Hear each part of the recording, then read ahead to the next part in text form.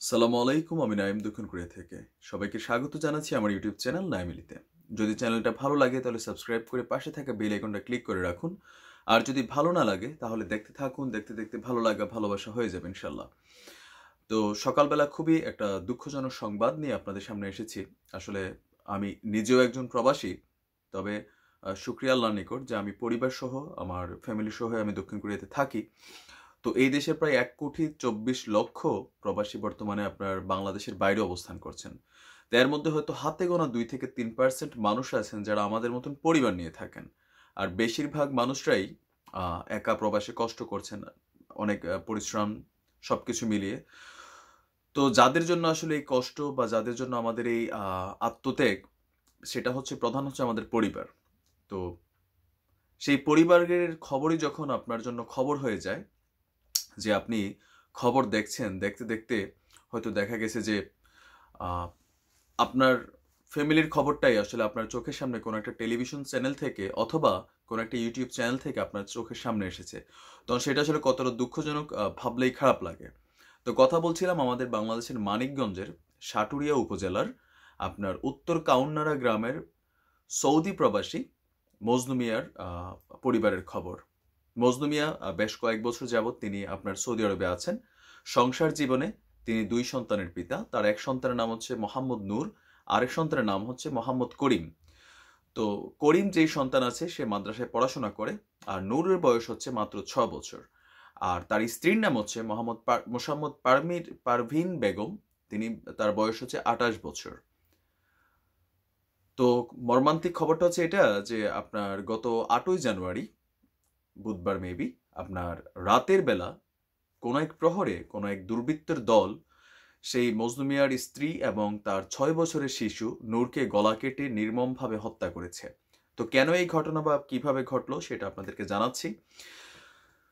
আসলে একটু কেমন জানি লাগছে আর কি খবরটা বলতে গিয়ে, কারণ প্রবাসীদেরও সেখানে অনেক কিছু ফিল করি, যারা বাংলাদেশে আছেন তারা এগুলো ফিল করবেন না।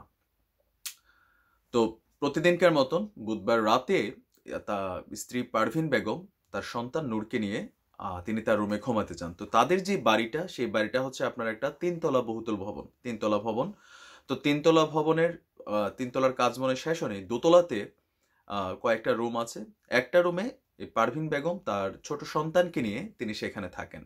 আর পাশের একটা ফ্ল্যাটে তার শ্বশুর এবং শাশুড়ি থাকে। আর এর পাশে একটা ফ্ল্যাটে তার 2 দেবর থাকে। তো এর মাঝখানে একজন দেবর, তিনি আপনারা জানেন যে টঙ্গীতে যে বিশ্ব ইজতেমা হচ্ছে সেইখানে তিনি আছেন, তার নাম হচ্ছে নুন্নু মিয়া, মেবি ওনার নাম। আর এই হচ্ছে তাদের দোতলাতে, নিচতলাতে মনে হয় কেউ থাকে না। তো প্রতিদিনকার মতো তিনি ঘুমিয়েছেন। পরের দিন সকালবেলা বিষয়টা যেভাবে সামনে আসে, নূরের যে প্রাইভেট শিক্ষিকা, ওনার নাম হচ্ছে রহিমা বেগম, উনি সকালবেলা নূরের আম্মুর মোবাইলে, মানে পারভিন বেগমের মোবাইলে তিনি ফোন করেন। তো ফোন করে তিনি ফোন আসলে রিসিভ করেন না, মোবাইলটা বন্ধ ছিল। তো পরবর্তী সময় তিনি নূরদের বাসায় আসেন, এসে মেইন গেটে ধাক্কায়া তার দাদি এসে আসলে দরজা খোলে, মানে পারভিন বেগমের শাশুড়ি বা আমাদের প্রবাসী যে নিয়ে আছেন মজনু ভাই, ওনার মা। তো গেট খোলার পরে বলে যে পারভিন আপার কি হয়েছে, আমি ওনাকে ফোন করলাম, উনি তো ফোন রিসিভ করে না। তো পরে বললো যে ঠিক আছে আপনি বসেন, আমি দেখে আসি। তো উনি উপরে গেলেন, গিয়ে দেখলেন যে দরজাটা খোলা, দরজাটা খোলা। তো তিনি বাহির থেকে প্রথমে ডেকেছেন বৌমা বলে, তো দরজা খোলেনি, মানে ভেতর থেকে কোনো আওয়াজ আসেনি। তো তিনি ভাবছেন যে হয়তো ফজরের নামাজ পড়তেছে, ঘুম থেকে উঠে মনে হয় পারভিন বেগম নামাজ পড়তেন, তো তিনি ভাবলেন যে হয়তো নামাজ পড়তেছেন। তো কিছুক্ষণ অপেক্ষা করে তিনি আবার ডাকলেন, ডাকার পরে আসলে ভেতর থেকে কোনো সারা শব্দ আসছিল না। তো তিনি একটু টেনশনে পড়লেন, বাট এরকম যে কোনো কিছু অপেক্ষা করছে সেটা তিনি কল্পনাও করেননি।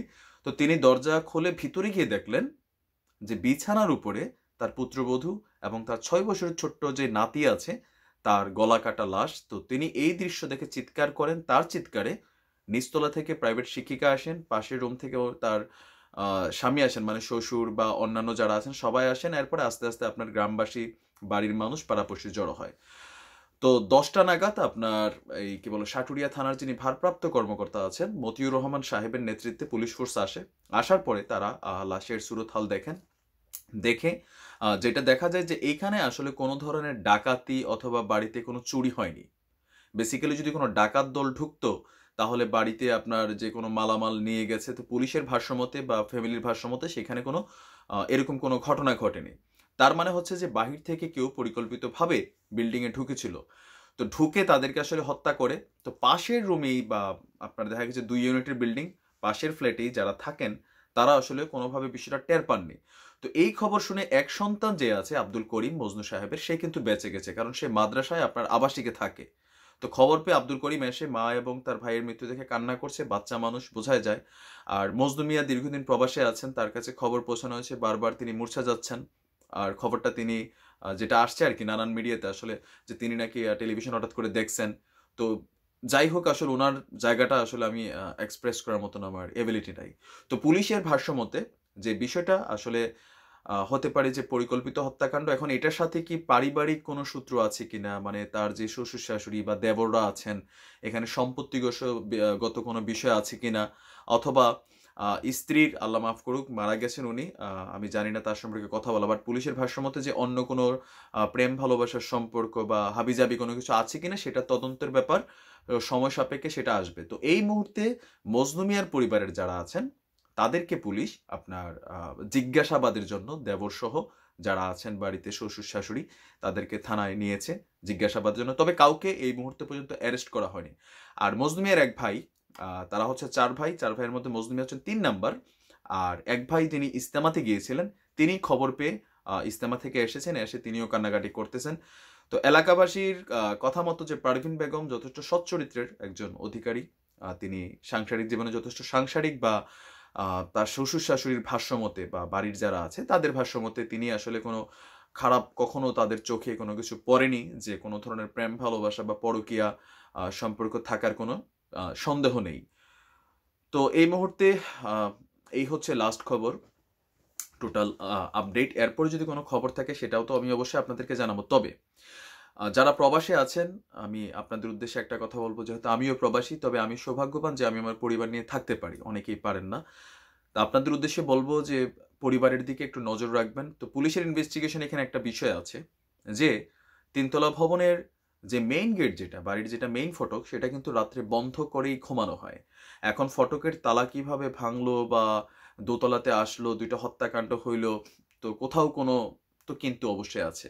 আমার মনে হয় যে এটা হতে পারে যে পারিবারিক কোনো ঘটনার জের ধরে আসলে বিষয়টা হয়েছে। তো ইনভেস্টিগেশনে এগুলো বের হয়ে আসে, সবসময় দেখা যায় এরকমই হয় যে হয়তো পরিবারের কোনো সদস্য এটার সাথে জড়িত থাকে। আর যেহেতু মজনু মিয়া এই বিল্ডিং এর মালিক, তিনি হয়তো এরকম কোনো কিছু হতেই পারে, অথবা অন্য কোনো যেটাই হোক। তো প্রবাসী যারা আছেন, পরিবারের সাথে যাদের ভালো সম্পর্ক হোক খারাপ সম্পর্ক হোক, পরিবারের প্রতি একটু নজর রাখবেন, কারণ আমরা পরিবারের জন্য বিদেশ করি। আর আল্লাহ যেন আমাদের সকল প্রবাসী ভাইদের পরিবারকে হেফাজত করে নানান ধরনের এই ঝামেলাগুলো, অপহরণ, কিডন্যাপিং, পরকীয়া, তারপর হচ্ছে যে হত্যাকাণ্ড, কোনো না কোনো একটা মেজর ফ্যাক্ট তো এখানে আছেই, অবশ্যই মেজর ফ্যাক্ট আছে যেটার জের ধরে এই হত্যাকাণ্ডটা হয়েছে। তো যারা প্রবাসে থাকেন, অনেক সময় দেখা গেছে পারিবারিক শত্রুতা, বাহিরের মানুষের শত্রুতা, সেগুলো এসে পরিবারের উপর পড়ে। একটু সাবধানে থাকেন আর আমাদের জন্য দোয়া করেন। তো যাবার আগে মজনু ভাইকে এই মুহূর্তে আসলে সান্ত্বনা দেওয়ার মতন কোনো ক্ষমতা আমার নেই। তো তারপরে মজনু ভাইয়ের যে অবস্থানটা, তার জন্য দোয়া তো অবশ্যই করি। তো ওনার জন্য আমার 2টা লাইন গান আমি গিয়ে আপনাদের মজনু ভাইয়ের জন্য আমি শোনাচ্ছি।